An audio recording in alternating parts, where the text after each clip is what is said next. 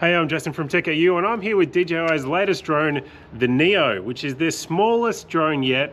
And you can see it comes with built-in prop guards. But one of the fancy things that it's got that's differentiating it from any of the other drones in their lineup is the one button press to select the flight mode. So if you want to fly this and you don't have a friend around or you don't want to use the controller, you can do this all from the drone itself. Just select the mode. Follow, droney, circle, rocket, spotlight, helix. Right, so you select the drone mode and then you're just going to hold it in the palm of your hand, press the button, and then it's going to go and do its thing. Helix, remote controller connected. Use remote controller to take off. Right, so the reason it didn't take off that time is because I do have the Neo controller that came with it already connected to the drone. So if I power this off and do the same thing, this takes off by itself, goes and does the routine, and then returns to you. So all that gets recorded locally on the drone, and of course you can just plug in USB-C on the back and download the footage. The other thing, just being pocket size, it's great to be able to take anywhere, so that opens up new opportunities that maybe you don't have with even the foldable drones that, while portable, they are still bulky in size. The other thing I'll touch on is that the battery is tiny. So that's the battery, and then of course the weight of this thing is almost nothing. So the Neo comes with 3 batteries, and so when you're running out of flight time, just land and switch it out for the next battery, and you're on your way. So I've been flying this for the last couple of weeks.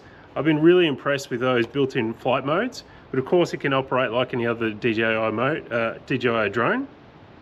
Now it does have downwards facing sensors. It doesn't have sideways or rear facing sensors as well. So those sensors that it's missing really means that you do have to be careful when flying it, because there have been times where it will bump into things sideways. So one demonstration of that is when it's following you, and my daughter was using it earlier in the week. She jumped on the trampoline and the drone crashed into the side of the trampoline. So it's certainly not foolproof, but guess what? That's what the props guards are for, and it came away unscathed. So quite impressed with that. Also, being as small as it is, a good opportunity to fly this inside, whereas many of the drones are probably, the amount of air that they generate will sort of not be conducive with most indoor environments. So it is quite noisy is one consideration. Because of those smaller prop sizes, the prop speed is higher, so you will get a higher noise from the drone. But we're here at Barranduda Fields, and this is a great place to go fly and try it out. So let's take a look. So I'm just going to press and hold to activate. Close. Follow. 3, 2, 1. Right, so now it's looking at me, and it should follow my face as I move. And let's see how well it does.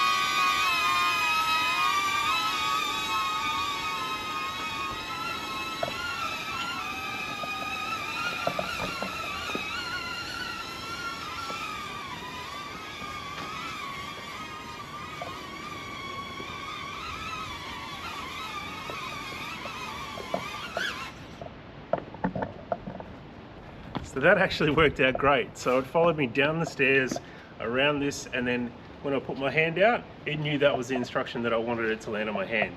So that was a great demonstration of what's possible with the drone itself, regardless of whether you've got the controller or not. This is the DJI Neo, and it's coming out soon.